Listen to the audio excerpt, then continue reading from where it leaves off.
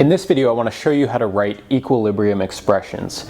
So in general, equilibrium expressions are written as a fraction with the products in the numerator and the reactants in the denominator.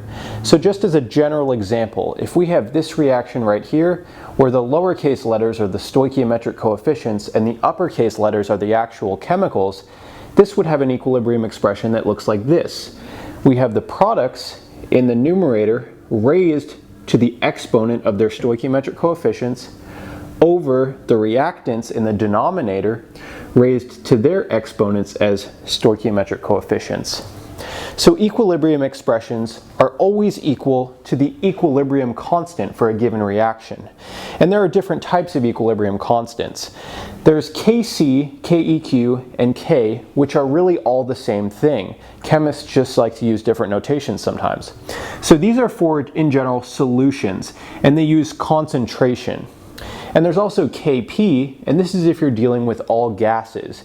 And in this you use partial pressures. So for these constants you generally use units of molarity, and for Kp you'll generally use units of atmospheres of pressure. So it's important to note that equilibrium constants and expressions are unitless. They do not have any units.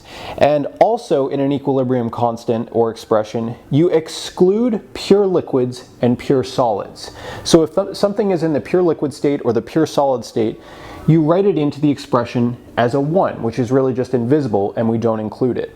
All right, let's do a couple examples. So in this first reaction up here, I have solid sulfur plus O2 gas in equilibrium with SO2 gas.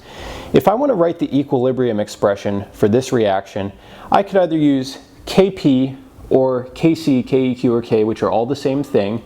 And since we're dealing with mostly gases and then a pure solid, you'd probably want to use Kp.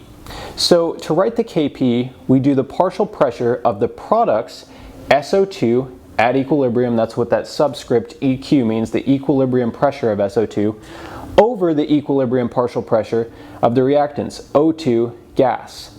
And notice how I didn't include this pure solid in my equilibrium constant.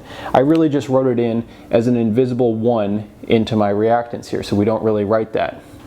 And again, you could have also used Kc, Keq, or K. And for this you would use concentrations in molarity, the equilibrium concentration of SO2 over the equilibrium concentration of O2.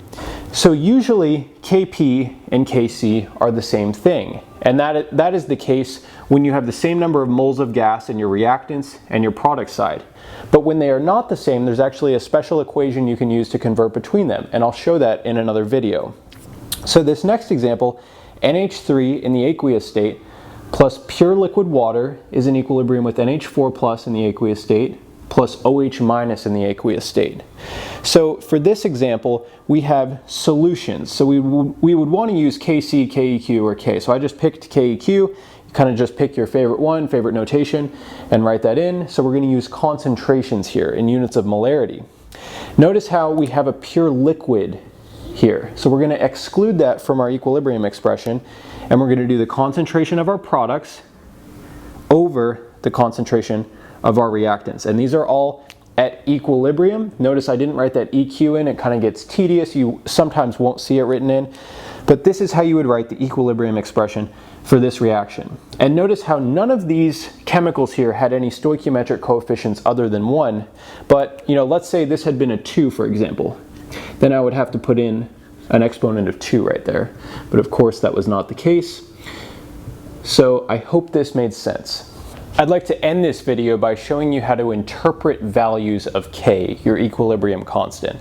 So again, in general, K, or your equilibrium constant, is a fraction with the amount of products in the numerator and the amount of reactants in your denominator. So if we have an example reaction that looks like this, where the lowercase letters are the stoichiometric coefficients and the uppercase letters are the actual chemical species, this is the equilibrium expression. And of course, if we're dealing in concentrations, we want to call this just a regular K. And so there are 3 situations you should be aware of. If K is greater than 1, just think about what that means mathematically for a fraction. If a fraction is bigger than 1, that means the numerator is greater than the denominator.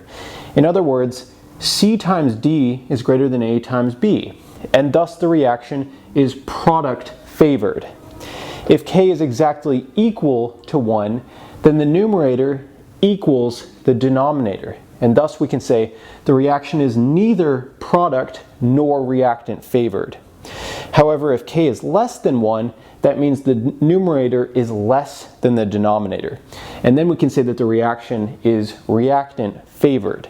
So I hope this made sense. If you have any questions, please leave them in the comment below and be sure to give the video a thumbs up.